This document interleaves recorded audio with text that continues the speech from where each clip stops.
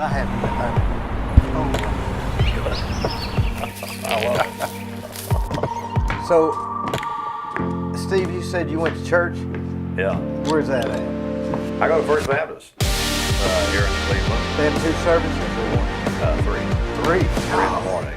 So we hit the middle one because one's too early, one's too late. They have Sunday school? Yes. Is there 2 Sunday schools or 1? I don't know. I go to the one with David Hicks. And as we tape this today, David, Scott, and the late Scott Hicks and Amy, Amy, Robin. No. Robin. He Robin. was his aunt. Yeah. But started the class today as we tape this. Heath Esslinger and him, all's unbelievable. You're saying Scott Hicks's boy? Mm-hmm. His son David. How old is he? I'd say he's probably in his mid to probably late 30s. I don't think he's 40 yet. Isn't that right? I went to school. I was in 1st grade, 2nd grade, and 5th grade, and 7th and 8th and 9th with Wes. Is that right? That'd be his uncle. Yeah. And I tell you about anybody, whatever you're communicating, whether it be in here, whether it be in church, whether it be you're a teacher, whatever, you have to know how to hold people's attention, and you have to somehow grab the person. I was talking to my friend Coach Mark Tipton the other day. Coach T was with Benny Monroe at Cleveland High for years, and now he's at Best Buy Metals. But he said, look, you've got to make them laugh, make them cry, and you know what? I can't remember the third one. I need to go back and ask Mark. But yeah, I went to a very nice class today, actually. That brings me to something. You say you have to make them laugh, you have to make them cry. I think that there's one question that everybody would like to ask you. Me? Yeah. Yeah, what? How did you get such a good-looking wife? I mean, there's nothing apparent. Wait, what is this, 60 Minutes? What's this close-up? My Lord. What are you, Mike Wallace? You put me. Well, I'll tell you a story. You remember the late, great Max Carroll? Yeah. Well, Max, we had not been dating very long at all. Really didn't date very long. Where did you meet? We met through Sandra Rowland. She worked for your friend Alan Jones. And so I saw her. I was invited to the bistro when Alan started the bistro. Mm-hmm. Sandra invited me to be there. And so I saw her there, and then, Sandra introduced me. Well, then at that point, we were going out for a while, and we go to the Gondolier for lunch one day. Now, Jennifer had never met Max Carroll, the late, great Max Carroll.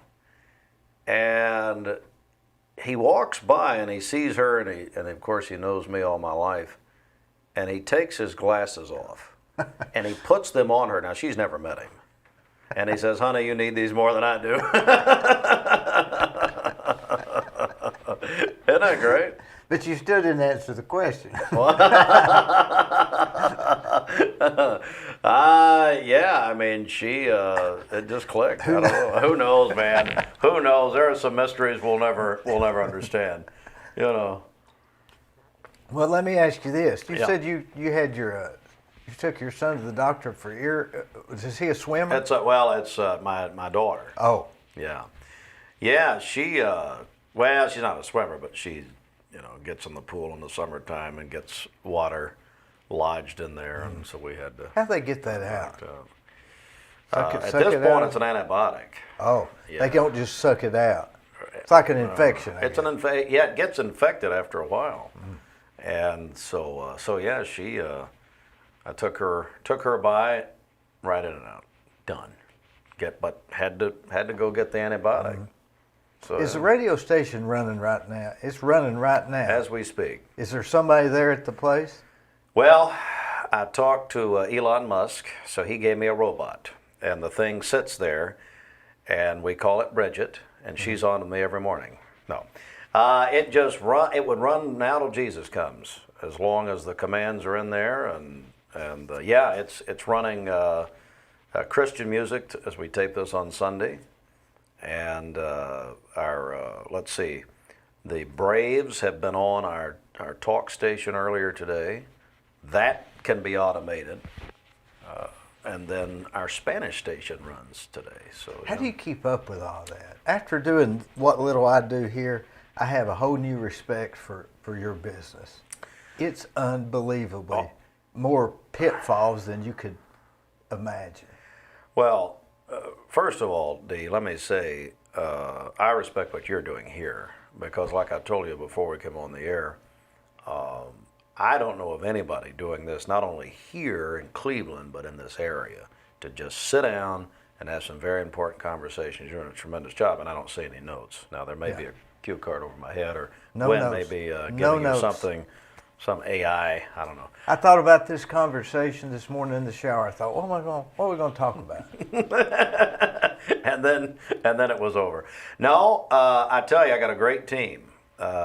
Dwayne Williams, is our operations manager. You know Dwayne. He's near a genius, in my opinion. He is, and so he runs it all. He keeps it flowing. He keeps it categorized. And then he's on the air. He's on the air every afternoon. You have Bridget Forrester, who's been with me for 15 years, co-host, but then she's in sales. You have Ashley Rue, 15 years, mainly sales, more on the air lately. You have, and then, we social media, put that together. A lady named Kristen Templeton has been with us a couple of years. She also does we do a magazine, a high school football and basketball. We have A real paper magazine? Mm-hmm. Yeah, I'll bring one in when we get it. Boy. Ready, yeah. Been doing that a long time. Been doing that one. The football magazine, I want to say goes back. This is 14 years. Sandra Rowland did the first one for us, and then we did football one year, and then the basketball coaches call said, "What about us?" Yeah. And then we did that, and with wrestling, we put wrestling in there, and then. We've got Austin Chadwick. About a year ago, when you built our building, and you did such a marvelous job. It's easy to work for good people. Well, Jennifer's great, isn't she? But we built the building with you, and in my mind, I knew I wanted to do video. I didn't know how, I didn't know what. I just knew I wanted to make it to where. There's always going to be a place for radio. There's always going to be a place for audio, but video is very important, as we all know, and as we see here today. So when we did that, I hired a guy named Austin Chadwick. He was at Channel 12. He had been there for 9 years. He's from Cleveland, though, and so I brought him in, and I had a couple things I wanted him to do, but I said, Austin, I hired him about this time of year, early August, late July. I said, I want you to just concentrate on building our digital TV channel and what we're going to do. That's all I had him do. He built it from the ground up. And today we're getting hundreds of thousands of people watching every month based on all of our programming. Which my morning show, transitioned over there. Or not transitioned, it's on the radio still, obviously. And then, I hired a second full-time person who Gwen knows, Gideon Ratcliffe, from Bradley Central High School and from Chattanooga State. And I'm trying, Ryan Felton is a huge, Rudy Felton's son. Ryan is Rudy and his family, great people. So we got a lot of, here, Yvette Bond runs our Fiesta station, our Spanish station. She came. That was an interesting story how the Spanish station came about. I was told by my engineer, he said, Steve, we can get another channel, radio station.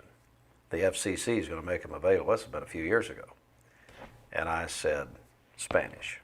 Let's do a Hispanic station for the people. And would you believe my number one person I wanted was Yvette Bond. She had worked in radio with us 20 years ago under previous ownership. And I was going to call her, but I'm a bit of a procrastinator, as you probably know. And so I hadn't called her yet, and she came to us. She came to our station, said she felt led to come, and had no clue, and just came. Isn't that amazing? That's God. Amen.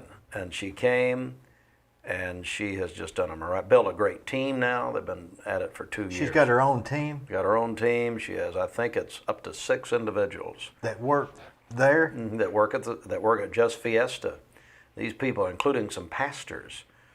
Sergeant Evie West picked the format of music. I called her. I had a team of, I don't know anything about that. I had a team of people, wonderful people, who helped us build the Fiesta station. We just did the duck race a couple nights ago. And when we did that, we always have a contest for children, because the duck race is for people, adults 18 and over, to win the big prizes. Well, children can decorate ducks, okay, and win prizes. Well, our winning child came from our Fiesta station. A young guy, a young child who just did a tremendous job, did not speak English. He spoke Spanish. So I brought Yvette over, and they had a great interview right there on stage in front of thousands of people. It was wonderful. You've named 14 people. About 14. We may need to cut some loose. That's too many. And I hope I've named them all. I'm trying to think of who I may have missed. I think we got everybody. It's a lot of moving parts. It really is. Yeah, it is. You know, when I started, it was just radio. That's all we did. We had 2 stations, and when I say I started, I started at 15 years old, right over here, almost across the street from us here. And over in that plaza where Cutting Up is down below there. With Tom Rowland. With Tom, yeah. Tom and George. You sound like him. Do I?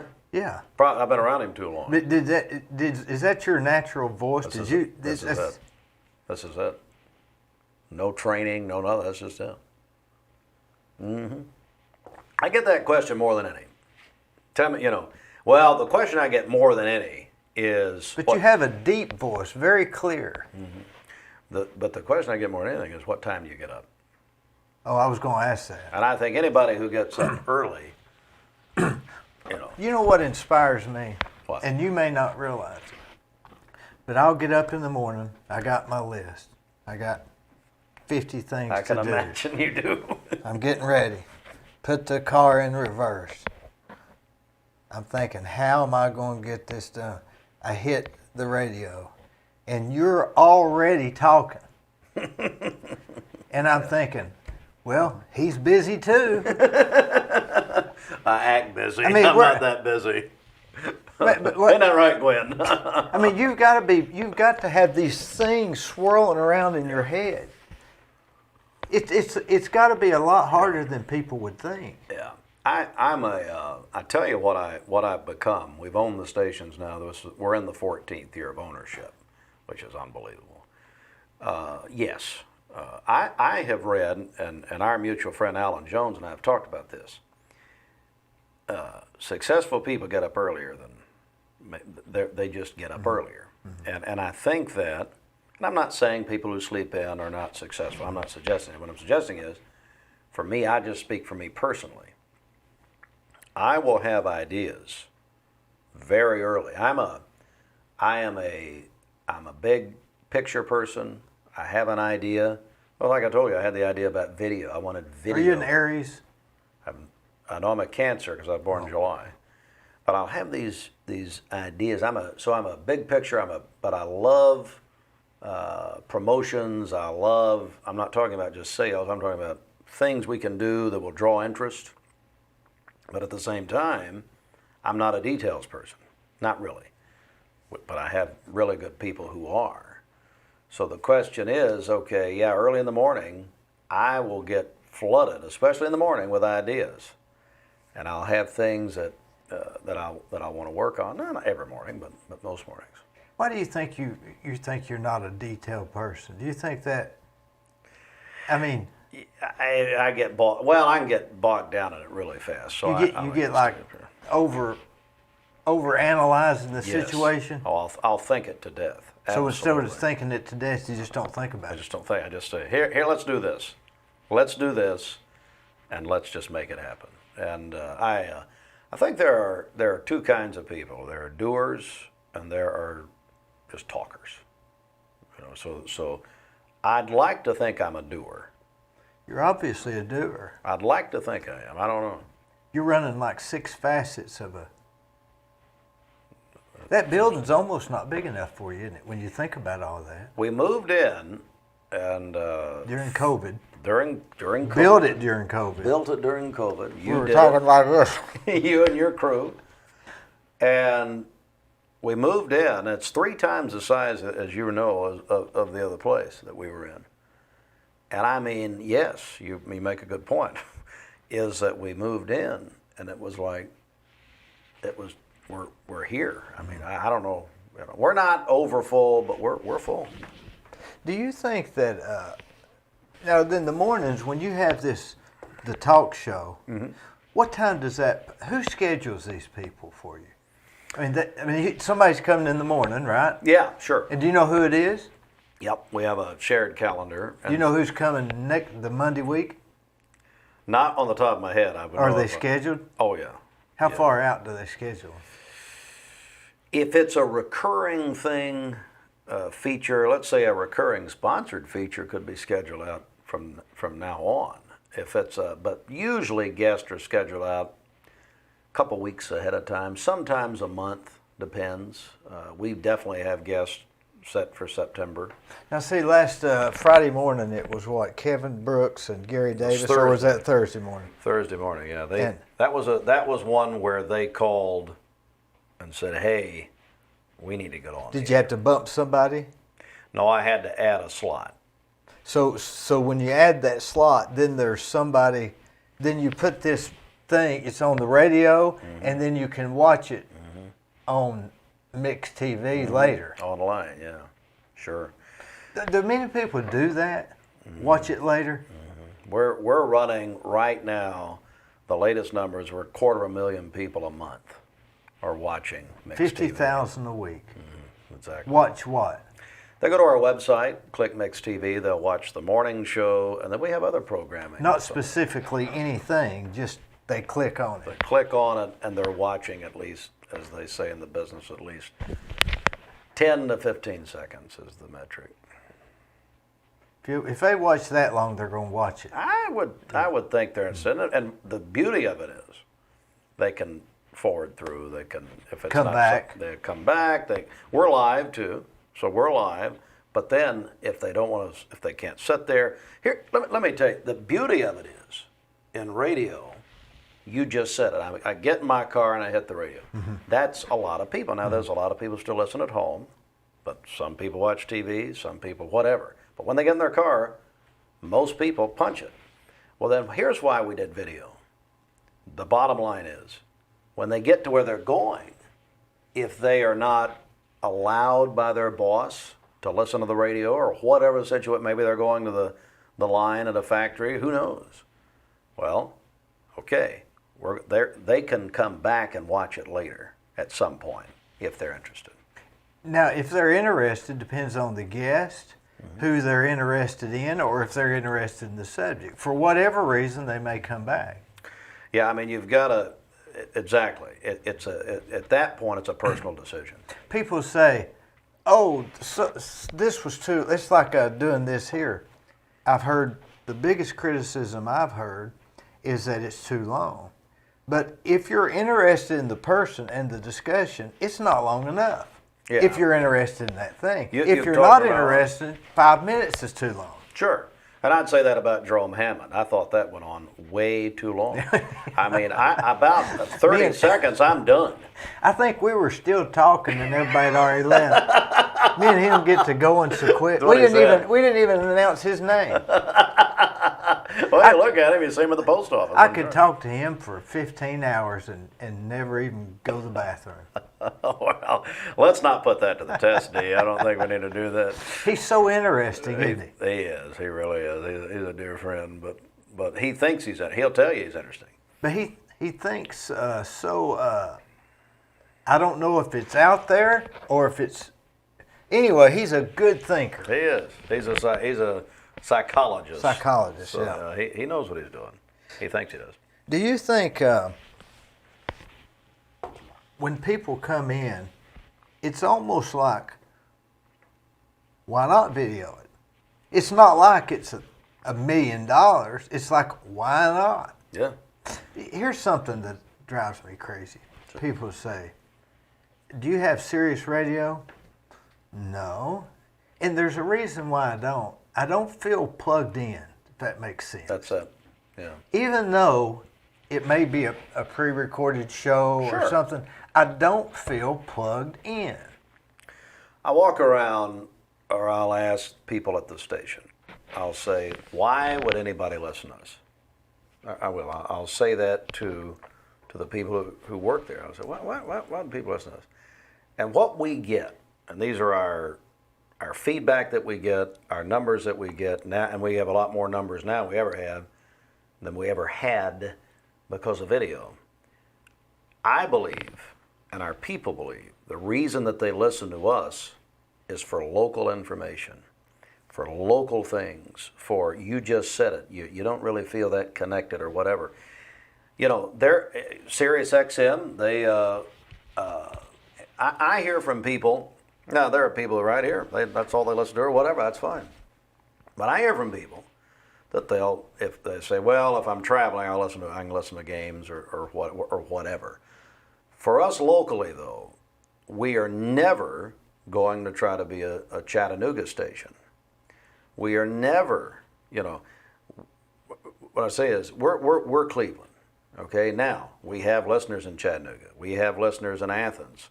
There are some areas with no radio station representation that we are going to cover their bigger stories, and I'm talking about the news now. Mm-hmm. And so that's why if you listen in the morning, about every 10 minutes you're going to hear a news update, because I want the person that listens to feel informed, to get, and that includes weather, that includes traffic. We've had a lot of, as Cleveland gets bigger, and as we cover the interstates and all that in this area, we have more traffic, obviously. Going down Paula Parkway is not like going to the 405 in Los Angeles. I lived in California for 5 years, so I can tell you. The other part of that is I want them to get the weather. The weather is extremely important in this area. And then sports. So we're going to update sports, once an hour in the morning. And that's what we try. So information, especially local, is where we come in.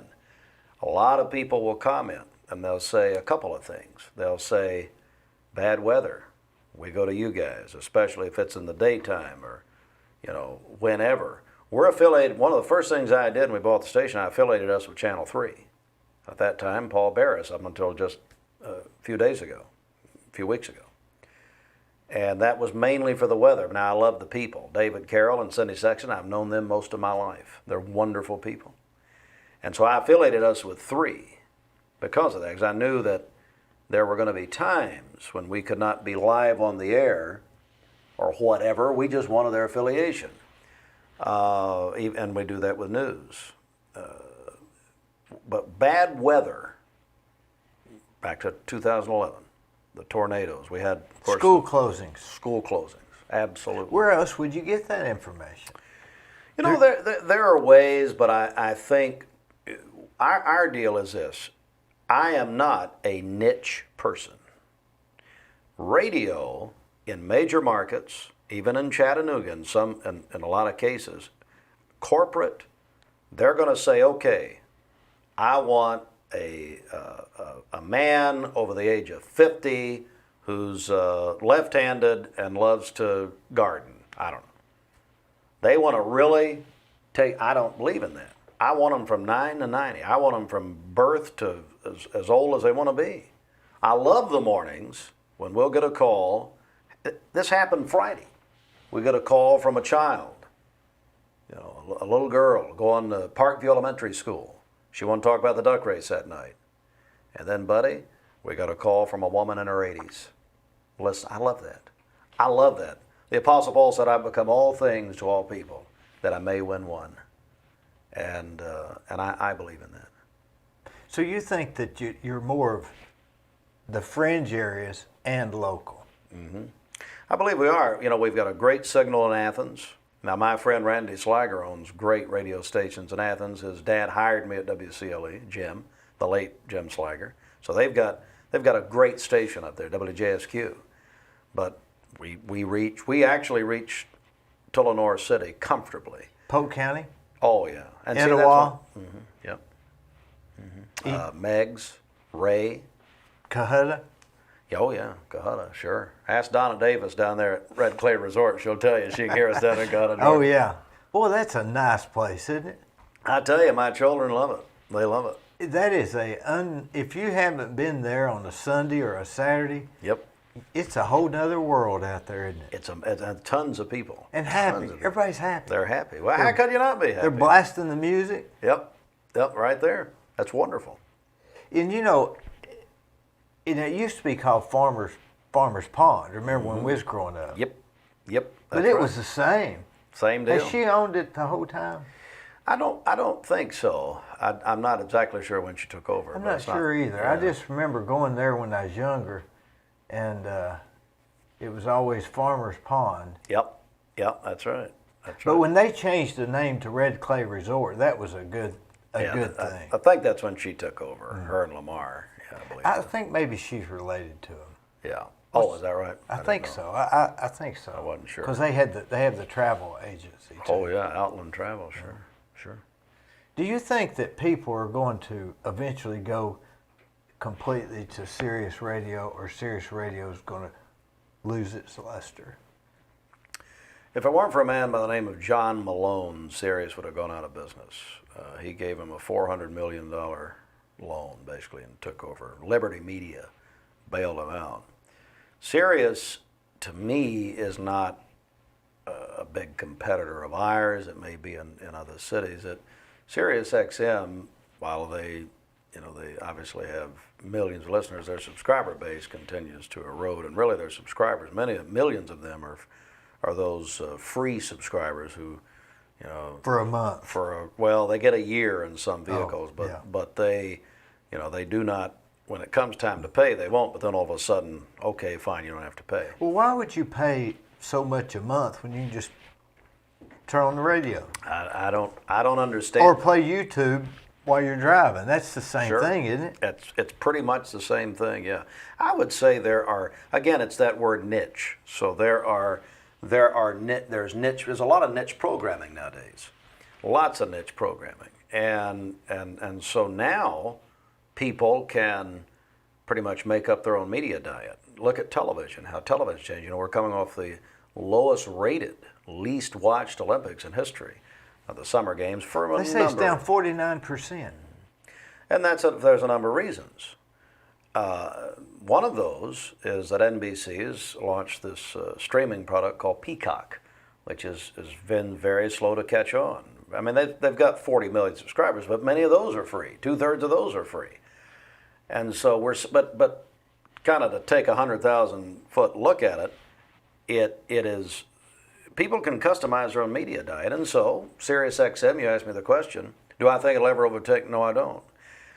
Today, the latest Nielsen numbers for the United States, AM/FM radio is the #1 most consumed media in this country. It's hard to sell something that's free. It's tough. It's tough. 85% of this country listens to regular AM/FM radio. It beats every other type of media in this nation. And that's not going to change. It may fluctuate 10% or 5%. It could. I mean, it'll definitely fluctuate, but it has stayed very steady because #1, radio is so convenient. Now, look, my phone, your phone. We were talking about our app before we came on the air. We have people who, not just our station, obviously, but people can take it anywhere. Even now, more than they could before. Used to be the Walkman and the headphones and going to the ball games and watching a game and listening to it while people go to UT, take their headphones, listen to John Ward, and wonder why Well, he scored 10 minutes ago, but he's got him at the 40. I mean, and of course John was building that drama. Yeah. But and they still do the same thing with Kessling. But now you take headphones and plug them into your cell phone, and you can. But radio is so convenient, and that's one reason radio will always, in my opinion, be a very vibrant part. And free. And free. And free. And what makes it free is the sponsors. That's it. That's the one revenue stream we have. That's it. And the only one. The only one. Others have subscriptions. Other forms of media have subscriptions. Now, used to broadcast television, your ABC, CBS, NBC, Fox broadcast would just have the one revenue stream, which was advertising. But now they have what's called retransmission fees. So that's added in. So now they have more than one. We're still stuck with one. AM, FM radio, we still just have the advertising. Oh, you could sell a shirt or a mug, but nobody buy it. Nobody buy it. Nobody buy You it. have to rely on sponsors. That's it. Isn't it something? You get out there, you tell the news, you have a morning show. So somebody will sponsor to pay all of this to sell a pair of shoes. That's it. You got it. That's it. That's it. Nothing more. To sell a pair of shoes or sell a hat. But in selling it, here's what I like to think of about advertising. A good advertisement. Let's say, and let me back way up now. Go back to Tom Rowland, who taught me this whole thing. So you go to Tom. Tom would say, never think that you're talking to the thousands of people who are listening. I'm going to talk to Dee Burris. Now, he would get a man, a woman, and a child in his mind as he would talk, and he would talk to them. So let's talk about advertising. Advertising, a good advertisement is you're informing that person you're talking with, not talking to, talking with, like you do here, about a product or a service. I got on the radio, 3 months ago. We had been, I was trying to think where we were. Well, I'd actually, somebody, they gave me an award. This is over in Nashville back in March. And Scott Carroll from Cleveland Middle nominated me for this Athletic Director's Award. I was extremely honored to be there. And so we come back, and we came back around lunchtime. Jennifer, my wife, goes over here to Misfit Tacos, okay? Now with me, I'm a little different. There's probably not this is going to be a big statement. For me to, now I can talk to somebody on the air about a product. I have to believe in it, okay? If I'm going to do it, I would never come on, and the people, I've been on the radio now 27 years here, and so they know me by now, So, but if I'm going to really endorse a product, and I hate to use that word, but I want to always inform the audience. So she goes to Misfit Tacos, brings it home. I had heard of it. I knew Greg had started this, Greg and Patty Hicks. And so I tried it, and I mean, it was like fireworks. I love tacos anyway. It was just wonderful. Well, what happened? The next morning, I got on there and talked about it. And I'm not sure if they had, I think they had started advertising a little bit, but they had whatever. Well, that to me, I informed the audience, and then of course, yeah, they had a lot of people go down there and try it. You think it was directly related to your comments? I'm not going to take, no. That's where I heard about it. Well, and I think he sent a video, and he showed all the receipts of people that day that had come. Look, Luther Massengale, 92.3, Luther in the morning, who could close. Grape jelly. Exactly, grape jelly. Luther? Yeah. Remember he did the grape jelly, gave the age thing? That's right, that's right. Well, no, that's Willard. No, you're talking about Willard Scott. Luther was Luther Massengill at WDF Radio, and he was there at Pearl Harbor, and he was there at 9/11 in Chattanooga. But Luther went by a little plant stand in Chattanooga one time, years and years ago, early 80s. And he just bought plants, and he goes in and talks about it the next morning. Buddy, all of a sudden, it's the immediacy of radio. All of a sudden. That's what I'm saying. That's it. Those people lined up, and that became the barn nursery where it's time to go play in the yard. Jim Webster.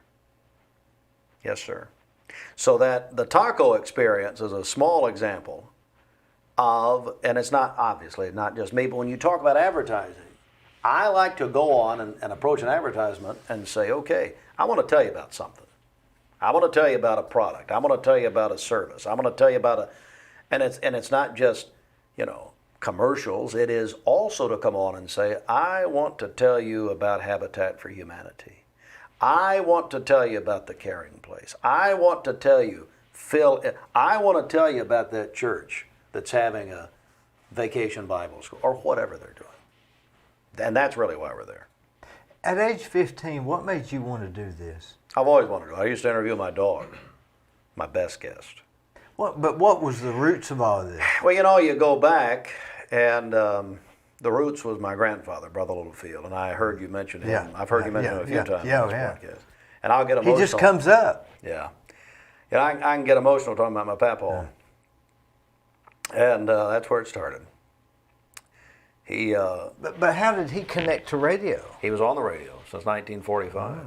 He every morning with Corky Wetlock, good morning to everyone. And he woke up thousands of people every morning.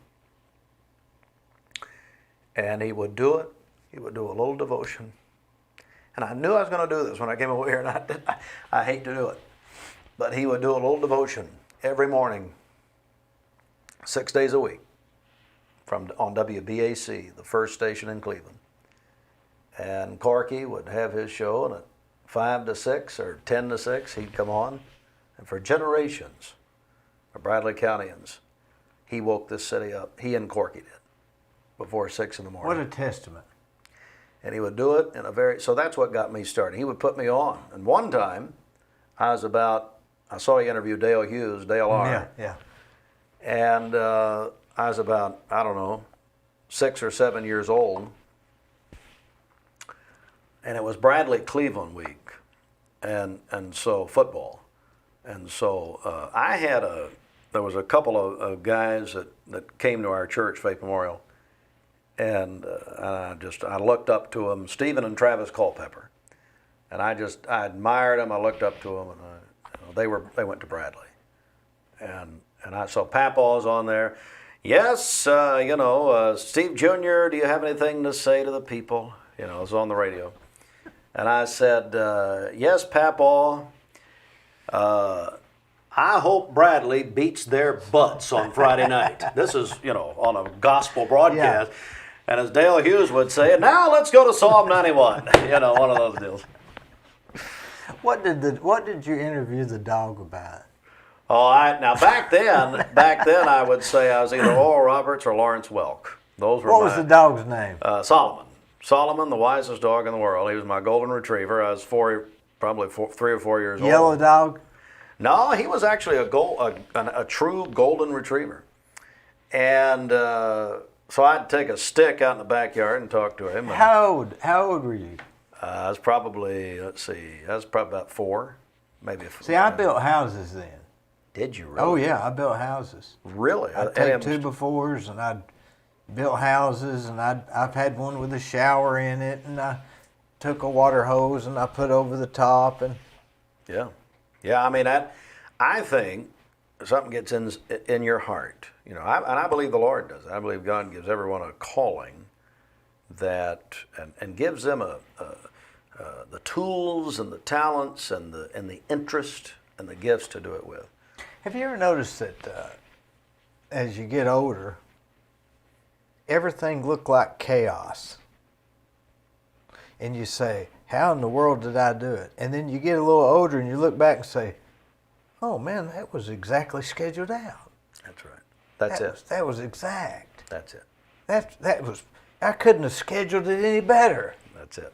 That's exactly right. But while you're in it, it's just trying your best to stay afloat. Dr. Paul Kahn, who's one of the greatest speakers ever, and I've seen him with you. Yeah. He made in one of our chapel services, I went to Lee and graduated from Lee in the year 2000. And he made a wonderful, I guess, an illustration of that, exactly what you're saying about, if you're driving at night, you can only see as far as the headlights will go. But if you were to be on an elevated hill or an elevated plateau and you could look down the way the Lord does, you could see that car and where the car is going. And that's the same idea. Maybe we shouldn't worry so much. I think that's exactly right. I believe there's actually scripture about that. But yes, I totally agree. What is that scripture? I don't know. Can we stop tape? I'll Google it. I believe that's. Yeah. I believe that's when David said, why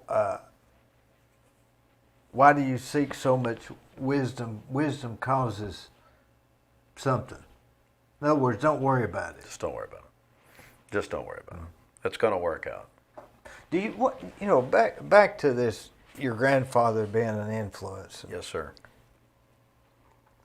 We watch Clint Eastwood movies. We watch Dirty Harry. We watch all these. Yeah. That's our hero. But it happens to be that guy that didn't even know they influenced us. That's it. And what are we doing that influences somebody? We don't even know they're watching us. That's right. That's it. Because it's those little moments that all through our lives we think about, oh, I remember seeing this guy do that. He didn't even know me. That's it. That's right. Mm-hmm. Now, do you think you're going to be, when you went to college, Lee College, were you going to be in radio? Mm-hmm. I worked in radio the whole time. I never... If you hadn't have gone to college, would it have made any difference? You'd still be sitting right here today.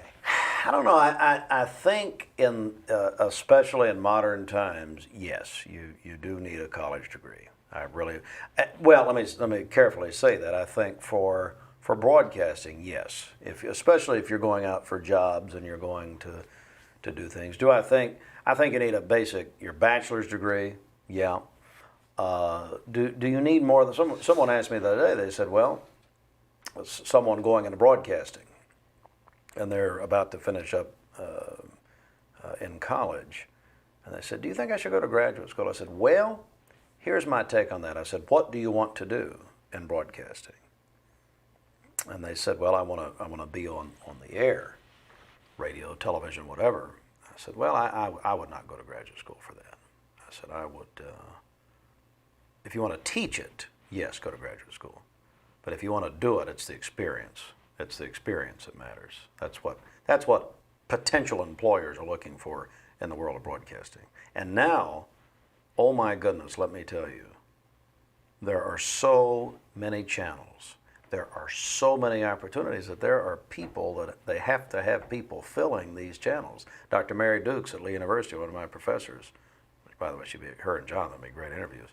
She said to me, Mary, she said to our class, she said, and this is back, I graduated 20 years ago this year from Lee, okay? She said, there will come a time. She said two things she said a lot of things I remember, but two things, well, one time she gave us less of a grade than we should have had, by the way. I hope she sees this. Jeff Salyer, where are you? Jeff was in my group back then. Anyway, she said there will come a time when there are hundreds of channels, maybe thousands, and these niche channels are going to have people fill those channels. She also said something very interesting. She said there'll come a time when 10 million viewers is going to be a big number on television. This is at a time when I was at Lee and I took our class about 98, ER was getting 35 million a week. And now on NBC, the top ranked shows are barely breaking 10 million people because there are so many choices. And how do they make it financially? That's a whole other. Well, I think financially, that's a different deal. But the licensing, the tens of millions of dollars that they're still paying because they still have to, capture the audience. Do you think? And I know it might not be directly related, but like Duck Dynasty. Yeah, sure. They came on and they had Ball people of that fire. weren't actors. They didn't have to pay actors. Yeah. It took off. Yeah. And almost like if that was reality TV, Yeah, sure. this is reality radio That's it. or reality video. But let me tell you, so in a nod to the old facet or the old saying that everything comes back around, reality was happening in the 1940s on the radio. The man on the street interviews. There's nothing new here. They sang into the can. Remember that? Yes. Yes. Oh, brother, where art thou? Remember? Yes. George Clooney. Sure. Yeah, he came in off the street and he was live on the can. Yeah. That's reality. That's what the so-called, now I think all of it's scripted, obviously, as we've come to find out. But they were doing reality television in the 1950s. They were going into crowds and they were bringing people in the They took Dolly Parton to the radio station, had her sing. Remember that? That's it, Kaz Walker. Yeah, absolutely, sure. But this element that we're calling reality television now, which really took off with, Ozzy Osbourne and Fear Factor and Duck Dynasty and these shows in the early 2000s, that stuff's been around for American Idol. That's just the singing shows. You're on Candid Camera. Remember that? In the 1960s. Yeah. Alan Funt. Absolutely. We haven't invented anything. We have not. It just comes back around. We're all people. We're still people with hearts and minds and that sort of thing. We just have different gadgets now. Do you think regular TV will cut? I can't see ever. I mean, even going to the movies now, Yeah. I don't even really care anymore. It's all changed. It's like, will that come back? Will the pendulum swing back that way? I guess it will, right? I look at, I think it will, and I look at what's happening just up in Athens at the Midway Drive-in movies. You're exactly right. In places, if you started to drive-in churches, well, we saw that during the pandemic, sure. I believe I'd rather go to a drive-in movie. And they're a lot more fun. Do you know that? So let's talk about drive-in and how things don't change. Do you know that Marvin Gibson, when he pastored First Baptist Church, was doing services in the Kmart parking lot on Sunday nights in the summer in the early 1980s, late 70s? We've not created nothing new. Just to reach people. Solomon said there's nothing new under the sun. Amen. And I named my dog after, I didn't, my dad did, after the wisest man in the world, Solomon Hartline. Can you give us one of those interviews you did your dog? I didn't tape it. But can you remember it? I don't. I probably was pretending like I was Oral Roberts and laying hands on him and Can trying you to do heal one him. for us? I'd get the stick and I'd say, "Sir, what's wrong with you?" And he'd just look at me. He was a very sweet dog. And then I'd say, "Okay, I want you to believe." Remember now a little TL coming out all of a sudden. TL, Your buddy of mine, TL Lowry. And then I'd probably grab him by the head. And I'll tell you what I did do. Just over here where we, by the way, it looks like we came to the Bat Cave to get here. I had to ask directions 10 times. Oh, yeah, I've got too many weeds growing. Oh, I love it. Yeah. So anyway, when I was at Family Life Center, I'd see my papaw. I was in preschool at Family Life Center. I'd see my grandfather Littlefield baptize people on Sundays. Our baptism was in Little People's Church. So he'd baptize the people. So I'd go to preschool at First Baptist with Miss Nell and Miss Peggy Gross. They're still right here in Cleveland, and Lonnie. And I was in Miss Peggy's class, and they'd go out and we'd swim in the pool that used to be out here at Family Life Center. It's now TCPS. So I would watch my papa on Sundays baptized. So I'd get those children, buddy. I'm going to tell you right now. I'd get them in that pool, and I'd have them raise their hand, the Father, the Son, and the Holy Ghost, and they're down. Now I'd hold them a little too long. I'd hold them down there until they were really sanctified. So I don't know how many people counted that as a baptism or not. Would it count? I wonder if it would count. I don't know. I don't think it would. I wasn't ordained. Now you know who would count it? Jeff Lovingood. He'd probably count that one, wouldn't he? He's come up with a term that is catching on. Go God. Have you noticed that? I have noticed. He'll say that a lot. And it works for him. Yeah, he himself is very contagious, and we need to probably get rid of him. He's What is he, the assistant? Bad shape. I love him, but he's senior. He's senior. I think senior executive pastor of First Baptist. Yeah. Not the main one. Jordan Easley is the pastor. Do they still have lunch on Wednesdays? I think they do. Did you ever go over there? Oh, sure, yeah. Boy, that's a good deal, isn't it? Oh man. I think they went to $7. It was $6. you know a deal. Oh, I know a deal. But you can go in there, and it was no tip. Yeah. $6. Yeah. All you can eat. You can go back and forth. Can't beat it. Good parking. Great food. No line. Vic Johnson over there. Yeah. Great food. Nice bathrooms. And you know about nice bathrooms. You built several. But isn't that something that's and I think they quit during COVID, but maybe they don't do it in the summer. Or maybe they do it in the summer, not the winter. They bring it, well, they do. They bring it back like about this time of the year. So I don't know if they brought it back yet, but they'll bring that sort of thing back in August. And you got me thinking of the Misfit Tacos. Are they open Sundays? No, they're not open on the weekend yet. He doesn't. He's like everybody else. He's trying to find some help. Well, what is it about the tacos? I mean, was it like a hard shell or soft shell, or what is it? I tell you about Misfit, and I tell you about other places. The quality of the food. So you take a guy like Greg, who Impressions Catering. Mm-hmm. So, up here. And then he was and I love this story, he was just, messing around with tacos at home. Pandemic hits. Catering business gone. He and his wife, I think it was Patty who said, he came in and basically gave his testimony to me one morning. After I tried it, I said, we got to get them in here. So anyway, she says, let's try this for the public, And we did we didn't discover them at all. They were doing this, they were going, I think a lot of social media, a lot of ordering that way. So she says, let's do this for the public. And they did. But it's the quality of the food. It's the fresh quality food. of the ingredients that I think makes it. I really do. I went to Jenkins Deli, Willie's up on North Lee Highway. Oh yeah, absolutely. And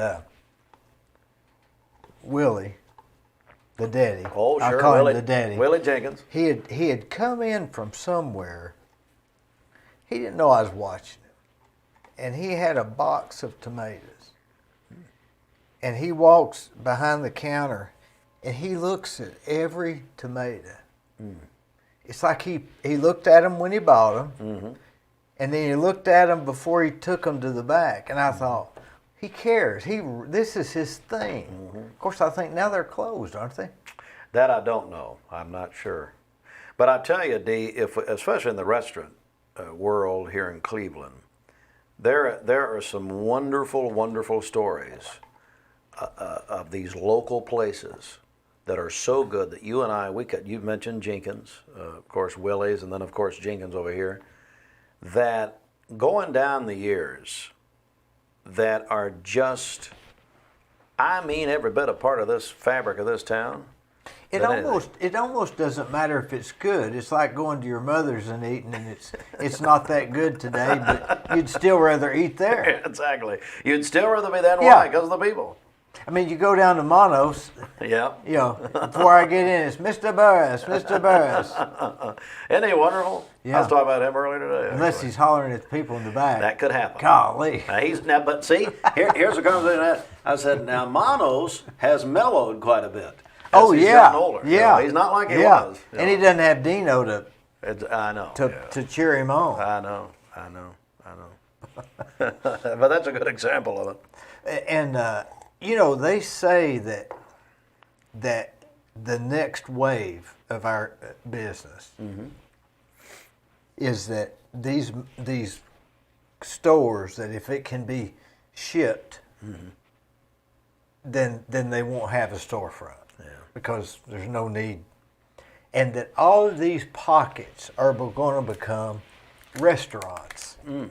Really? Like a soup restaurant, a taco, misfit taco, something. It just, and that's sort of the way they do in Europe, I think. Is Oh, a is lot that of right? lot of small restaurant, mom and pop type restaurants. So I think that's the new thing coming. Yep. Except I don't know how they can get all this kitchen equipment in there and all this exhaust vents and Well, see, you would know about that. That's your area. it's $400,000. My word! Wow. Those sinks, they had to have like 5 sinks in a restaurant, and they're stainless steel, and they're like $2,000 a piece. And Wow. the hoods are like, well, I'm figuring a job for a city cafe in Chattanooga, and the hood where they cook over the grill is $125,000. My Just the hood. goodness. I hadn't talked about the sink or the stove. Just this thing that sucks the fire up in case it burns. Wow. And of That's course, not the labor. That's just the buying it. man. That's all. If you say, well, you're getting the wrong price. No, I'm not. That's the price. That's the price. I know Right what there. it is. Sure. So, but I think that that these places will start to have more small restaurants. I've often thought, what if you had a restaurant that you just walked in and you had 4 soups, Campbell's, Yeah. and 1 sandwich, and you checked out. And Yeah. if you wanted a Coke or potato chips, you got it from the machine. That's right. And they had a nice table, clean with air conditioning. How are you going to beat that? And that way, it saves you, if you're, let's say you're working, it saves you from having to run home, or you've got a place you can. There we go. If you want to bring That's your $1 million idea. if you want to bring your food in, you can. Oh, okay. There you go. Yeah, if you want to bring your lunch in, you Yeah. can. We've got the Coke machine and Yeah. you got a Coke machine, potato chips, Brilliant. and candy bars. Now, see, And it's $4. See, you're a thinker. Yeah, See, this is the difference. You're a thinker. You think of this stuff. I couldn't do it. I don't have time, but that's what I would do. And you'd be packed, and I'd have different days where you had like Mondays would be 80s, Tuesdays would be 70s music. You're giving this idea away right now. Somebody's going to do this, and you've just given it away. And you'd be standard. You'd be Campbell's soup. That nobody Sure. questions. Everybody Campbell's likes. soup is good food. Nobody has a problem with the Campbell. You got it. No, or you're not a good American. Let me ask you this: when you get up in the morning, Yeah. or you ever think, I can't deal with this today. Absolutely. I'm not in a good mood. I'm in a foul mood, and I've got to walk in here and I've got to be happy and I got to sound enthusiastic because I know, because that's got to happen. Yeah, it happens, especially during football season. And I'll tell you why, because I'll try to stay up and watch the Sunday night game on NBC, and I'll stay up too late, or the Thursday night game. I'm a big football fan, so the Thursday night game or something, and I'll go in. But here's the difference in me, and let's just take, I won't name a show, I'll say a national show, just any of them, any national morning show. Mm-hmm. They're going to come on. Well, even at the affiliate level, they have to come on, and they have to, even though they don't want to do it, they're mad, they're tired, they kicked their dog, they're got in a fight with their spouse or whatever. They have to come in. Hey everybody, how are you? It's happy talk. Now the difference with me is I will come on. Gwen's laughing. I will come on and I will tell you exactly how I feel. And I'll say, oh, Lord, I'm tired. Oh, my goodness, I don't want to be here. It's honesty. Yeah, let me say, Anybody who wants to be on the air. Now, on the air is different forms now. What you're doing here is on the air, and you're doing a wonderful job. Anybody, you've got to be yourself. You've got to be, because let me tell you something. That audience is going to know immediately if you're genuine. That's what he teaches in his classes. That's what they should teach in every broadcast class. And you just got to be yourself. So you just asked me, what do? You go in. You do it, and you thank God you don't have a real... You embrace it. Whatever the issue is, embrace it. Yeah, but what I do is, I'll tell Bridget or Dwayne or Austin in the back. I call him A.C. Slater. Austin Chadwick. His birthday's today, by the way. And I'll just say, well, and they'll know. Now, Bridget's been 15 years. She'll know immediately when I walk in if it's a good day or not. How does she react? Oh, she thinks it's funny at this point. I mean, she's making fun of me. Ha ha, you didn't get enough sleep or whatever. Or now there are some mornings where if something's wrong technically, then they all leave the room. And then I'm just in there by myself. Yeah. They don't care. I mean, but here's the point. What if something's not plugged in, like there's no sound? Oh, yeah. Does that ever happen? Oh, hello, D. Of course it happens all the way. So it's like something's not plugged in? And we could blame you for the first year. Yeah, you could, first week. Dwayne calling Tony and you and everybody Roger. Oh, Lord, Roger. Roger retired. Did he really? So he says, yeah. He'll be back. He'll be back. Nobody. They're always back. Nobody can retire. Nobody can retire. You can't stop. He told me he was retiring, and I sent him a letter and said, I don't accept it. I said, I'm giving you a sabbatical till January the 1st. Okay, good. Well, and I hadn't heard back from him, so I don't know. Well, so basically you weren't going to have a party, weren't going to have any kind of reception. No, because he's not quitting. We're not letting him. It ain't happening. Just see you in January. Remember when Troy Dixon made those? You remember Troy Dixon? Oh, sure. Yeah. He made the predictions in the election. Yes, he always did good. Yes, well, that one year he was completely wrong, and Donna Hubbard. No, he sent a letter to Donna Hubbard resigning. Yeah. As a prognosticator. That he was not going to prognosticate. Yeah. And then she wrote him a letter back and didn't accept it. I didn't know that. What time do you get up in the morning? Normally it's about 10 to 5, and I have to have, as I get older, it becomes more pronounced. I'm 43. I know people... You look 33. Oh, stop it. People, we've already gotten the job. They've already paid you, I think. People will, they'll say, well, you sound like you're about 71.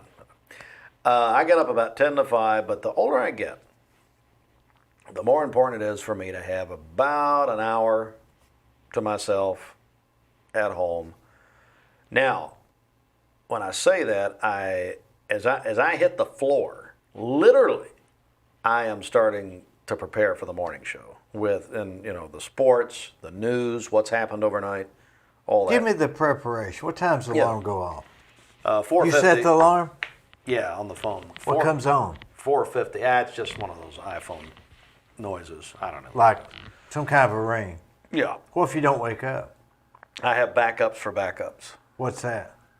Well, it'll keep going off, or it'll go off again, or that sort of thing. And then it's you get scared that you'll oversleep? I have twice, and Tom Rowland gave me a great thing to do because he would do this. He would sometimes, years and years ago, and on his morning show he may oversleep or be late or something would happen. He'd say, Steve, right when you get there, just even if it's right then, you say, well, as I was saying earlier, and they will have no idea. As I said an hour ago. But about 10 to 5, the deal goes off. Why 10 to 5? Why not 5? Stupid. I'm an idiot. Yeah. I mean, it's one of these things, I've got these tics, hang-ups. So 10 to 5, I don't know why, but 10 to 5 it goes off. First thing is check sports from overnight. Where you check them? ESPN, you got the whole scoreboard on your there. phone? On my phone. Just right there. You in your pajamas? Boom, boom. Yeah, at that point, sure. Sitting up on the bed?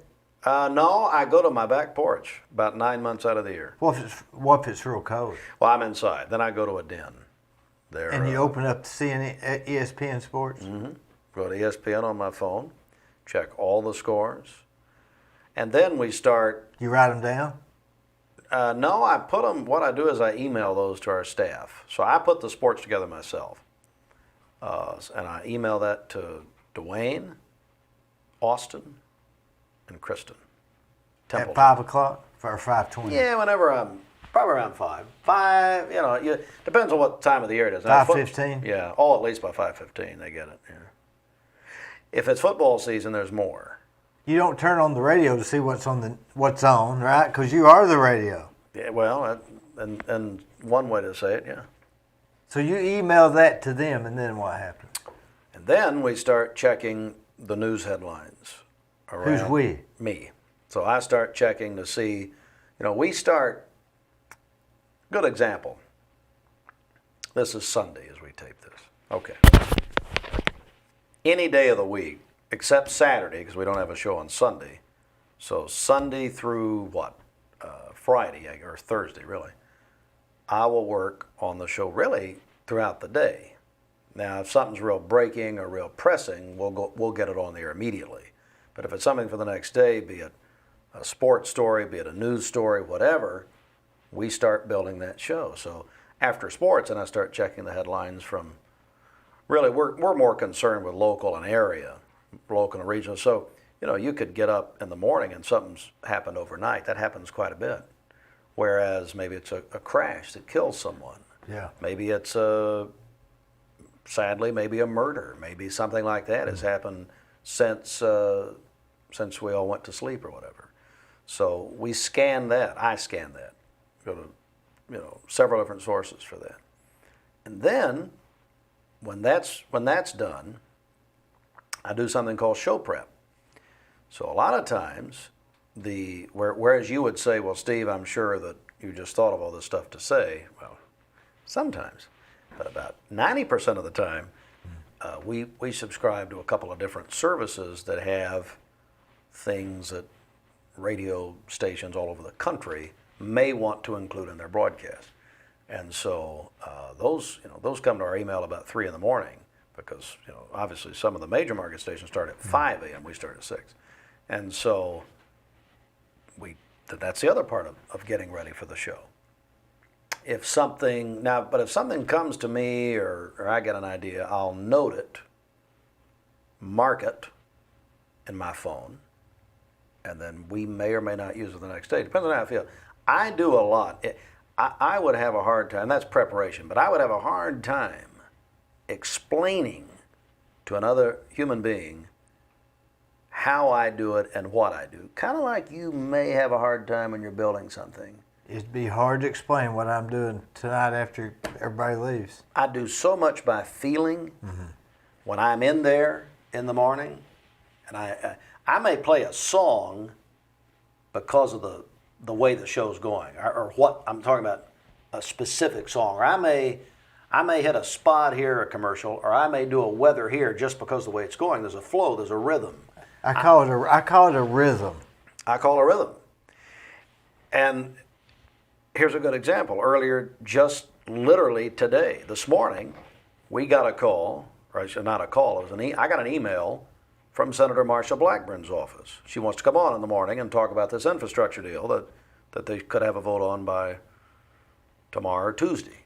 So her office emails us. She wants to come on and talk to Southeast Tennessee. I already had a game plan, a little bit, for tomorrow. We already have slotted guests. We have stuff going. So, but when you have a United States senator who wants to get on, much like this is exactly how I feel about the schools. Cleveland City, Bradley County schools, being that if they call and they want on, they get on, okay?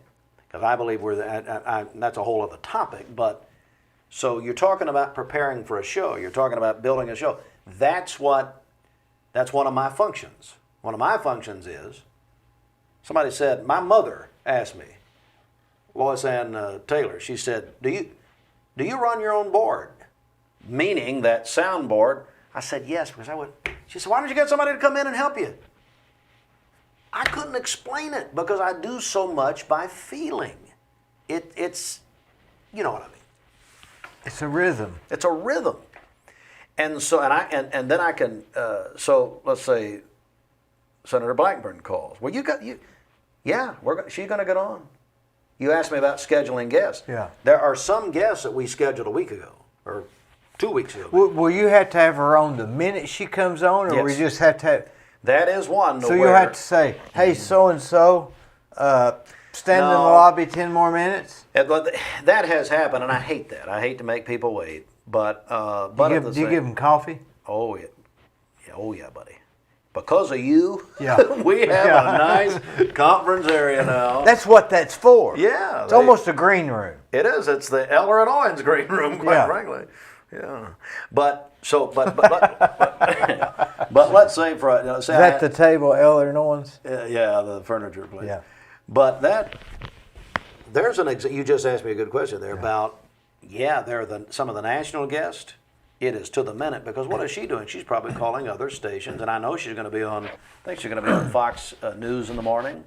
She is, sitting there, probably in her office or wherever in Washington. You don't want it to be 15 minutes late. It can't be. You have to be to the minute.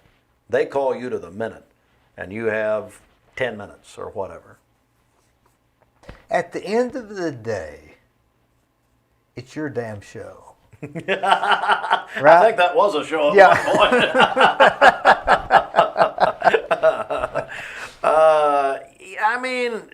How long will you stay there in the mornings on the air? Do you feel comfortable in the chair when you're on the show? How long will I stay? When I see you in the morning, when I hear you, are you sitting in a comfortable chair? Oh yeah. Is that your? Yeah. You know what I'm saying? Yeah. I'm very comfortable. I have found about myself. I've done this a long time. I've been on in the morning. This is my 18th year. 03 is when I started in the morning. But I find that I really enjoy that. I'm blessed, Dee. I don't work I don't have a real job. I enjoy I don't work a day. I enjoy what I do. But that's the fun part. The morning show to me is the fun. That's the fun part. Now, the rest of the day, we're doing a lot of every day, and no day's the same after about 9 a.m., after the morning show. Now, what time do you take a shower in the morning? Or do you take a shower at night? I bathe about once every other week. Have you heard these celebrities here lately coming on saying that there are some actors here recently saying, I only bathe every few days. Because of global warming or something? I don't. They didn't say. They just say I bathe. And their children, they're like Ashton Kutcher and Mila Kunis. They came out a couple weeks ago. Yeah. Well, Ashton Kutcher, he was at 70 Show. And he was on Crutcher. 2.5 Men. Isn't it Crutcher?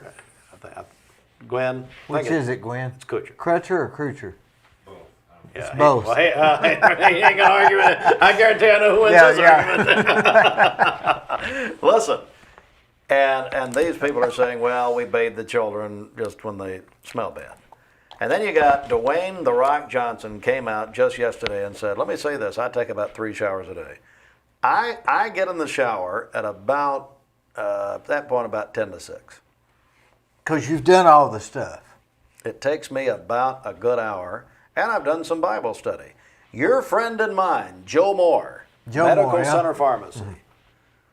Joe Moore told me how, he says, I can't start my day without reading the Gospels, going into the New Testament. So you get in the shower at 10 till 6? Yeah. Then you read the Bible? No, the Bible's before the shower. How much do you read? I don't read a lot. I've got a couple of devotions. Max Lucado, who I love. Chuck Swindoll, who I love. Well, I've solved this problem. Here we go. Because I've got Bibles on tapes. Yeah. And I just turn it on. There you go. Get in the shower. Don't even listen. But there you go. It's automatic. Turn it on, turn it off. There it is. Because it's that guy that's got that good voice that he reads no, the Bible. exactly. Is it Ephraim Zimbalist Jr.? Yeah. Is that who it is? Yeah, and so you can hear him talking. And yes. So that I'd saves... go to sleep in the shower though, if I heard him talking to me like that. They'd find me. Now, do you eat breakfast? Oh, yeah. I eat at the station. I eat in my office 5 days a week. Yeah, that's at the station. What do you eat? I mean, you stop and get something? Or? Well, no, I don't have time. I get on kicks to where, like right now, now see this again, Yeah. I'm nuts, Yeah. as you know. You dealt with me for a long Yeah. time, I'm nuts.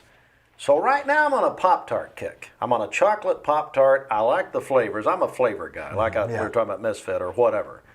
I'm a chocolate Pop-Tart with strawberries and my Starbucks. What do you mean strawberries? I just get strawberries. Will you keep them at the office? Yeah, keep them in the fridge. Who puts them there? Me. When? I get them every couple of days. I like them fresh.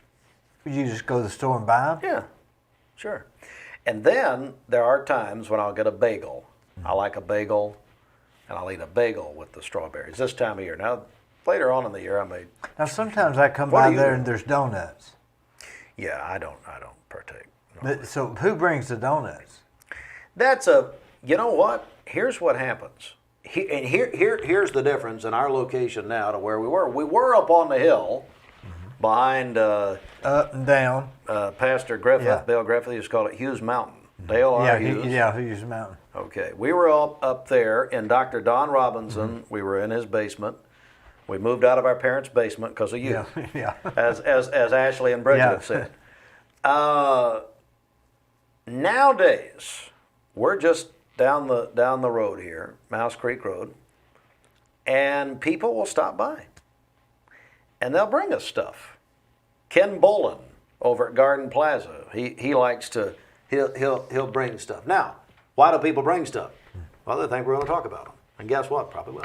You mean like a donut? It's usually donuts. They'll bring donuts out. Now, I tell you, this bread basket, have you tried that? Boy, I went by there and I heard you on the radio talking about them. And so I was over there and I stopped and boy, they are good. Larry McDaniel and David Carroll down at Stewart Park Plaza talks about the importance of the bread basket coming in there. Now, I love Scotty and I love Teresa, so I love Townhouse and I love Village. But bread basket, they'll bring us the cake of the month or they'll bring us pastries. I've tried stuff there I've never tried before. It's just different. It's different. It's different. It's different. Just different. Scotty will bring me donuts. Yeah. Teresa will bring me something. Sure. So people bring, a lot of our staff, first of all, the staff, they hate me. You understand this. You know this. They all hate me. And so they're not going to bring anything. They're a bunch of cheapskates. So it's the public bringing the stuff Why do you in. call her Ashley R? Well, her last name's Rue. And it just R-U-L-E? R-U-E. Rue. And she just directed our duck race. She's also our event coordinator. We all wear different hats. We all do, all of us there. Small station, or small staff. Do you set all of that up or is it just kind of start to form? You seem to me like a guy that you just kind of let it form and that's the way it is unless there's a problem. Duck race is interesting. It started 15 years ago. Jimmy Logan helped me with that. The duck race. Yeah. You know, I hear that on the radio. Sure. I have no idea what it is. Sure. I have no idea. I bet you're wore out with it right about this point, right? Oh, yeah. Yeah. But you know what? Let me tell you very quickly about the duck race because it's interesting. I was at a meeting one time in downtown Chattanooga about advertising at a company, and we talked.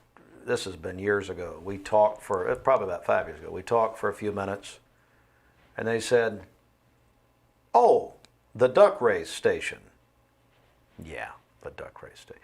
15 years ago, we had a gentleman at our station at the time. We were owned by, at that time, a father and son out of Anniston, Alabama, named Walt Williams, Walt Sr. and Walt Jr.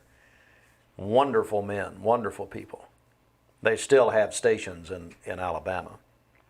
Well, I was the manager of the station at the time. So this would have been about 05 when the idea came. And we had a man there working with us. And he said, have you ever thought about a duck race?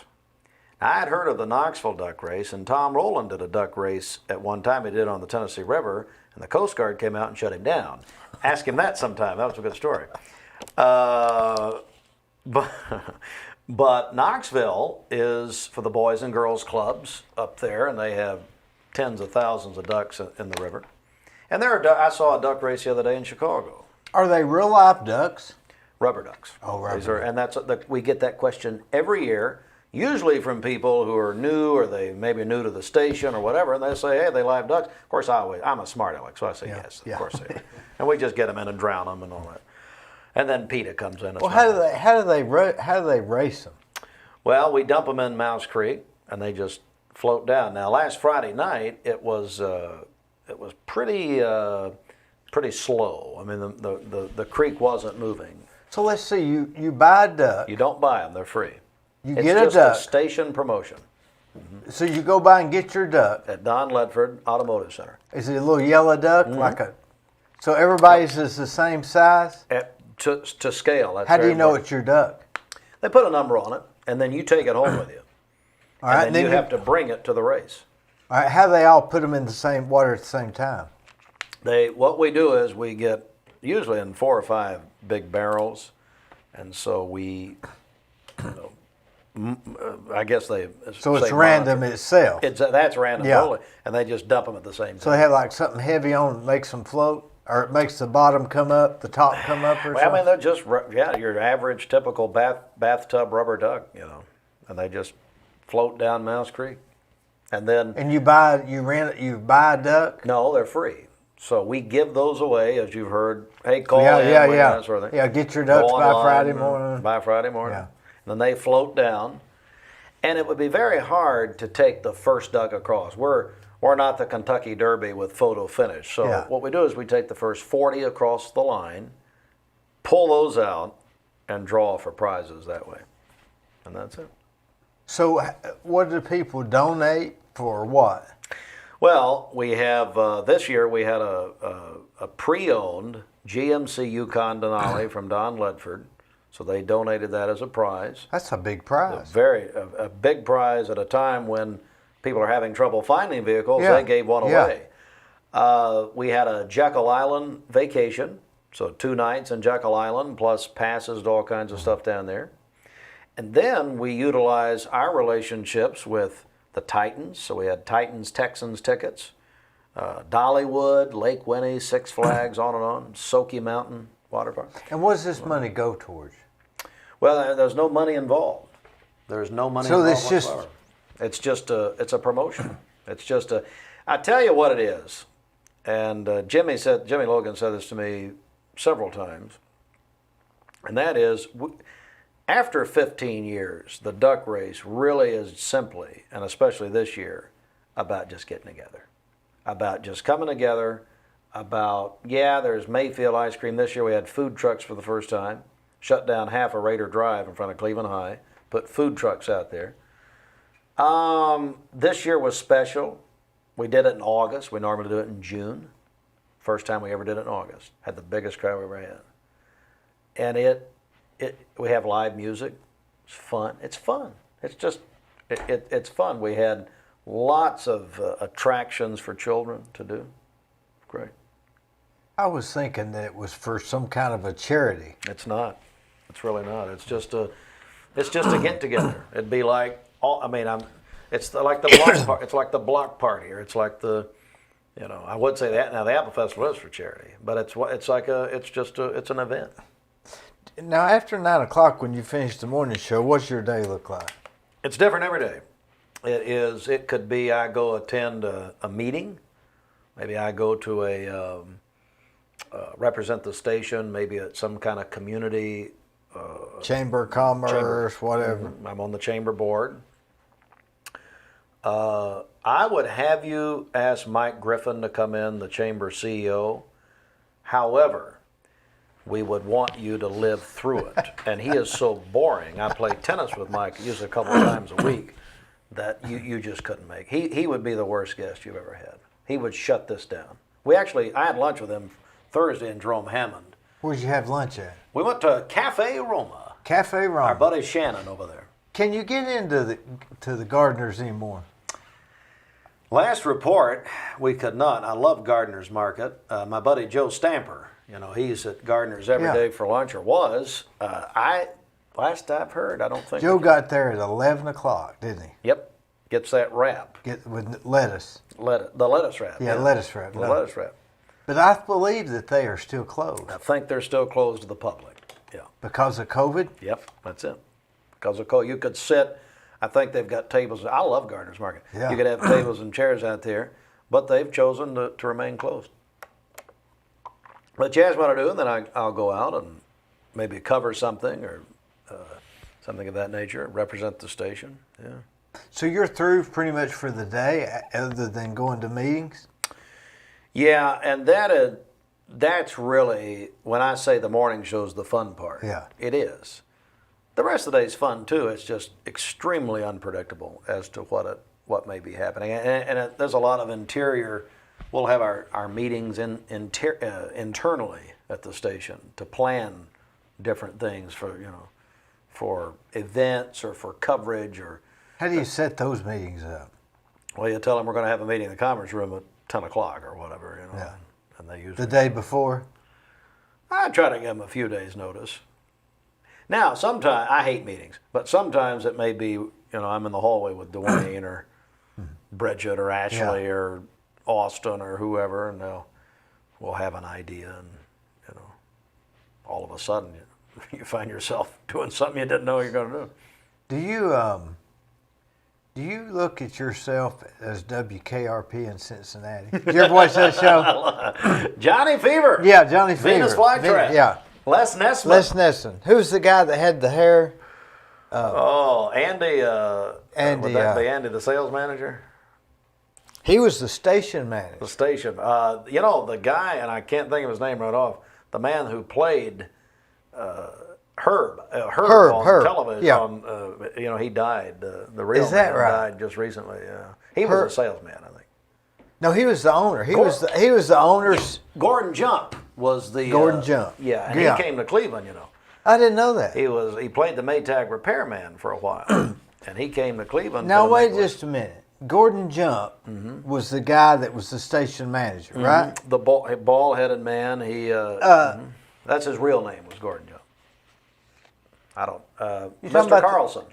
He was Gordon Jump. So he came as the Maytag repairman. Later on, after the show, he portrayed the Maytag repairman for the Maytag. Not the original one, because that was a different. I remember that guy. But Gordon came to Cleveland for the Make-A-Wish golf tournament for Maytag. This has been 20 years ago, but yeah. You ever think about getting? So I know Alan Jones had Leave It to Beaver guys here. Yep. Yeah, and he had Duck Dynasty here, that guy. Yep, and he brought Little Richard. I'm not familiar with him, but I remember he brought him. Who else was it? How much do those people cost to bring here? I haven't priced one in a long time. I don't. I mean, say I got to Leave It to Beaver to come here. What would it cost me? I haven't. You'd have to ask Alan. 10,000 or 20,000? I have no idea. No clue. I've never tried. If I was him, I'd go for 5,000, wouldn't you? What? Oh, sure. I'd go for 5,000. What about $5? Come on. You offered me a Fig Newton for your. Gwen said. Yeah, you want another one? I'm good, thanks. These are the original Fig Newtons. I don't like those strawberry ones. No, just give me the original. I like like original Pringles. Oh. I like original everything. I believe that. Let me say like Coca-Cola. Oh, real Coke. Remember when they tried the new Coke and basically everybody exploded? Stupid. Yeah. Let me say this, Dee, before we go on. You're doing a wonderful job. I do believe that you are facilitating wonderful conversations with people, and this will go on after they're gone. And it's something that I thought about this when we took a break there, that their families can go back and see and appreciate. But can I ask you? Can I turn the table? Sure. What's one? This is what I do for a living. Sure. Can I do that, Gwen? Is that legal? Why are you doing this? Why did you want to do this? I don't know. I have thought about that myself, and I tell you what it was. and I don't know if this is the reason, but this is the only explanation I can come up with. I was driving back from at Georgia somewhere, and I thought, I'm getting really burnt out. I thought, what do I want to do? Well, the only thing I thought about was I like to drink coffee and talk to people about whatever. Yeah. And I thought, well, how do you do that? Yeah. And I thought, well, I'll film it. Yeah. And I thought, well, who would watch it? I said, I don't know, but it's interesting to me. It's got to be interesting to somebody else. That's right. So 238,000 views. I don't know what that means in terms of popularity or nothing. But now they tell me that some people, some of my advisors say, oh, that's not that many. But from what I can tell, that's a lot. That's a lot of people. That's a lot of people. But here's what I realized. Here's something else that I like about it. I like Larry Presswood. Yeah. I like Eddie Cartwright. Yeah. I like Steve Hartline. Yeah. And I want people to see them as I see them. Wow. Not that Joe V. Williams, I love talking to Joe V. Williams. Yeah. He's coming out next week. Yeah. I want people to see Joe V. as I see Joe V. Yeah. And not with people's uniforms on. Yeah, that's right. So I don't know, but I'll say this: when Larry died, his views went up about 1,500. Yeah. And it's better than an obituary. And his family, and I was actually thinking about Larry, one of the ones I thought of, his family had that forever. Forever. His son called me. Yeah. Said, I'm so glad that you did that. Because I was talking with somebody about you and how, and actually this came up at our lunch the other day at Roma, as I was talking to Jerome about doing this and Mike Griffin, and we were with Todd Fletcher, the new president of Life Care. And it's interesting that you would think a builder, doing this, but at the same time, you've always been, and that's what Jerome said, you've always been so curious about people. You're so interested in different facets of people. And I found that as you built our building. And if you see me during the day, I might not even notice you because I'm focused on the job. I'm doing this, Yep. I'm doing that. Don't get in my way. Here's one thing I found out about this. You can't have road rage like you used to have. Because they might know you. Yeah, I know. They say, oh, wait a second. I know that guy. Do you ever have that problem? You think, Oh, yeah. Oh, Lord, yeah. It gets bad. I need to go to some program or something. do you ever do that, driving down the road and you see somebody and you start, this the normal, and you think, I hope they don't recognize me? Yeah. Oh, sure. Yeah. I mean, yeah, of course. Yeah. I mean, what do you do? Tinted windows? No, hey, I don't have tinted windows. They're wide open. I don't know. You just don't do it. I guess you count to whatever you count, 200 or whatever. Count to 200. By that point, it's all over. Now, what time do you go to sleep? I probably should go to bed at 9, but I usually go. If there's nothing that I really want to watch, it's 10 o'clock. But if it's, like I said, if it's football season, or if it's some big special event, I love big event television. I still do. So I watch the Grammys, I watch the Oscars, I watch all that stuff. Mm-hmm. Then I'll Miss America and all. I watch all. I've watched about all of the Olympics. I love the Olympics. If it comes on between 10 and 1, I'm watching it. I love the Olympics. Even if I don't care about the sport, yeah, I just like to watch people that are really good at what they do. They're the best. No matter what it is. No matter what it is. Even that curling thing. I love the I love the curling thing. Isn't that so much? That's something my mother could do as an Olympic Isn't that athlete. so much like life? Yeah. Trying to slide it in at the right time without messing something up. That's it. You got it. So when do you get up? I get up about 7.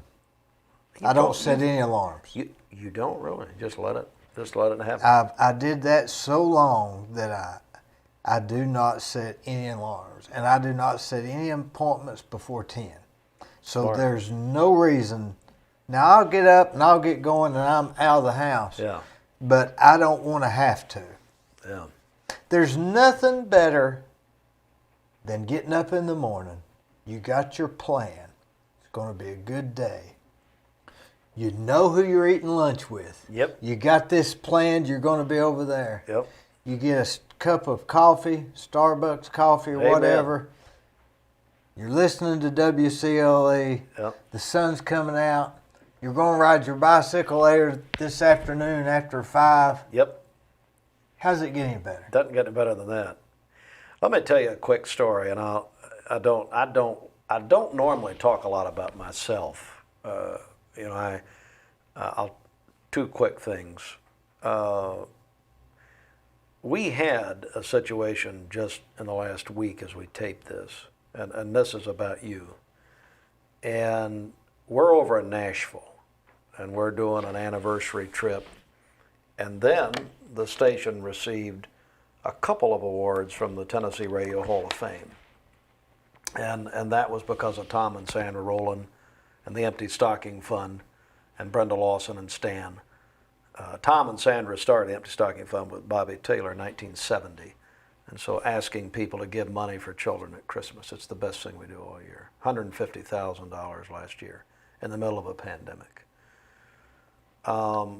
So they gave us an award for that and two awards for another award for our tornado coverage of Easter 2020. So we're over in Nashville. Friday was wonderful. We had a great time, Jennifer and I. Anniversary combined with, well, we're going to be there, so let's go for anniversary and then go to this banquet. And we got a call at 10 o'clock on Saturday morning that the lady who was coming to feed our cat said, there is water all over the house. It's flooding. It's coming down. And we left the hotel and we were walking over. I had never been to the Ryman Auditorium all these years, never been over there. We don't go to Nashville a lot. So I told Jennifer, I said, hey, let's look around downtown Nashville, and then and then leave and go to the event for the Radio Hall of Fame was in Murfreesboro at the Embassy Suites. So we had just left the hotel. We'd gotten about a block away. We were there. I can still see it in my mind. We're there by Bridgestone Arena. Jennifer gets a call. And I can hear, been married 16 years, I can hear in her voice that it's not good. It's not good. And then she begins to say, Steve, the house is flooded. Her first words to me, still on the phone, call Dee Burris. First words. I don't know how you get any better than that. That's a compliment to you. That tickles me to death. That's the first thing she said. And you left what you were doing, went over with your guys, and made a huge difference. And I thank you. Even I mocked. You mopped, got all the water up, and it wasn't as bad as we thought. Second thing, and I want to say this. Look, everybody's got something in their lives that's not, everybody's got something.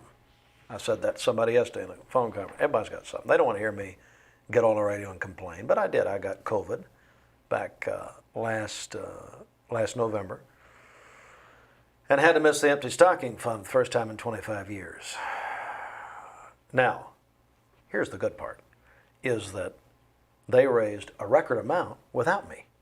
So, I'm not going to be there this year. I'm going to take that. That's 2 weeks. I then struggled with long hauler symptoms. Now, my symptom was, and I think it's pretty wimpy, I was just tired, fatigue. So I'd go do the show when I could, and then I'd go home. And I did that basically January through March. You were tired. You were exhausted. I remember. Yeah, I couldn't, what that, for those who have thankfully have not experienced it, but so many have now, and it just I had never felt. I'm never sick. I'm just never sick. But I did get the virus It zapped me completely. I would have the energy for one thing a day, and I did that in the morning. That's all I did, and that's all I could do. I never thought, never did anything like it in my life. I'm thank the Lord, I am a healthy person overall. But I'd go and sit down. I couldn't do it.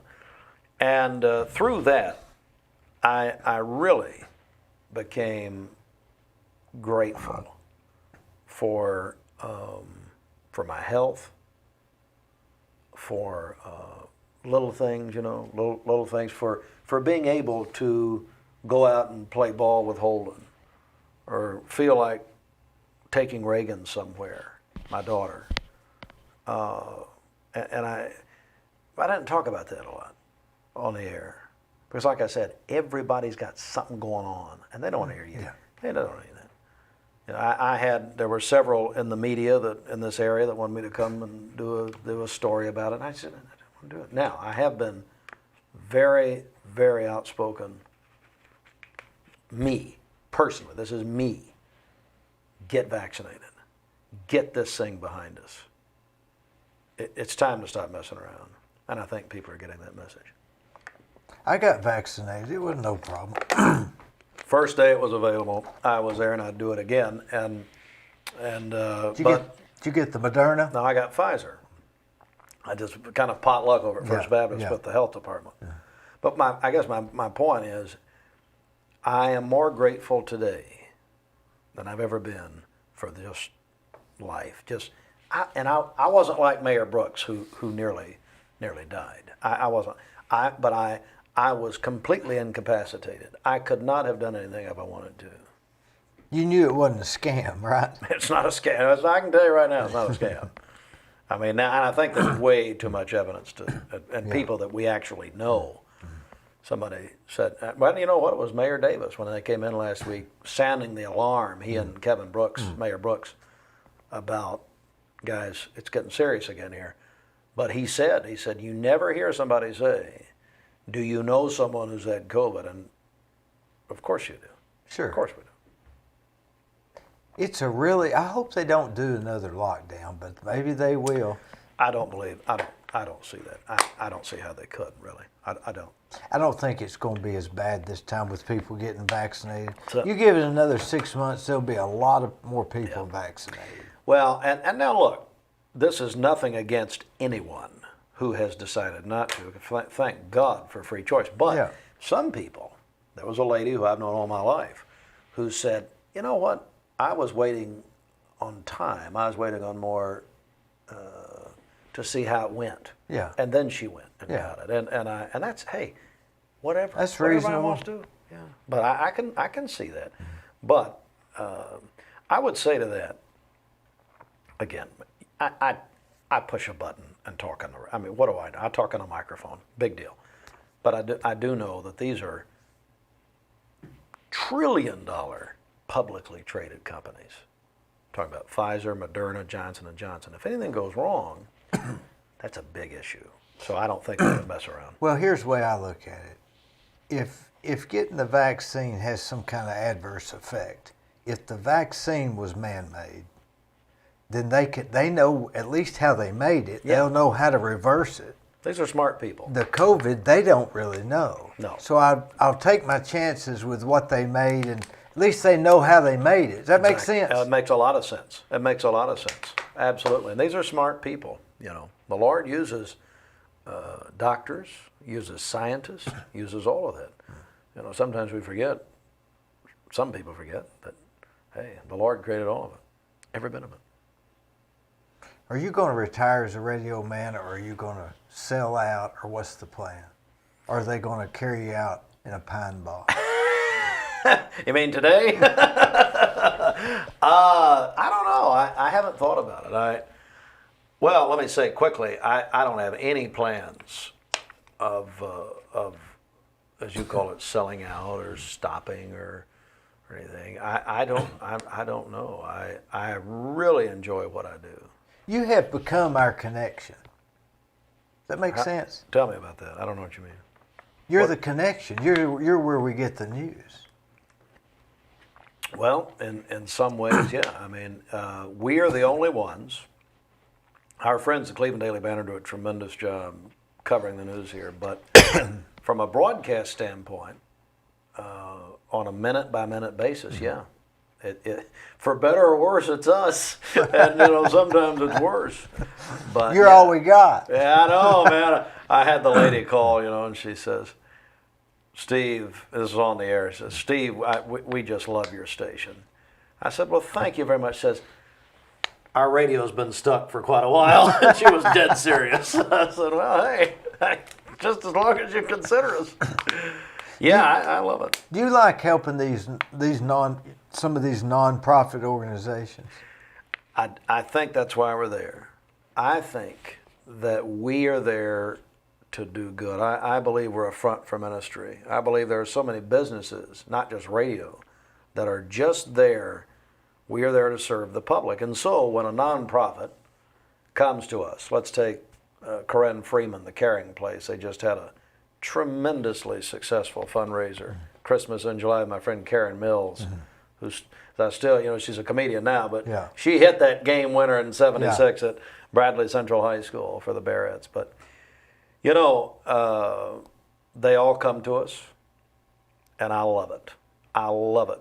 I love it when we can take the thousands of people listening and now the thousands watching, and we can put a message out there, be it a Caring Place, and I single them out because I feel so strongly about them, feeding people, Golly. feeding children, hungry children, that there are thousands, Dee, and Gwen knows this, thousands of children who don't have enough to eat from Friday afternoon to Monday morning. Here, it's a crying, it's a crying shame. We live in such a prosperous community that these children are hungry. So this organization, not only are they feeding these children, obviously that's part of what they do, but if it's Foundation House Ministries, that's one downtown. They came to us, and Suzanne came to us and talks about women, these mothers in bad situations that they're helping. Free to Fly, I'm starting to name names, get in trouble. Free to Fly Ministries, my friends, the Johnstons, Haley Johnston, down there. They are taking women especially, and they are learning and training and learning how to do things and crafting especially. I've seen them. Boy, they do a lot, don't they? Yes, but it could be the Salvation Army or Habitat for Humanity or on and on and on. Or it could, we talk nonprofits, could be a school. Could be Patrick Spangler, who came to us, not just Patrick. We have had every principal in the last week of middle and high schools in Bradley County and Cleveland City. And you don't get paid for that, obviously. No, sir. No, but it's why we're there. Do you see that you're doing the same thing your grandfather was doing? There are people, my papa's been gone 25 years this year. There are people, though, I hear about him every week. There's not a week that goes by that I don't hear about him, from people who were here then. And yes, that has been talked about. And let me say, it's the greatest honor I could have, is that, and we are bringing, I hope, a smile, as we said earlier, a smile to someone's face. I don't want them to cry now. It's up to them. But hopefully we're starting on a positive note.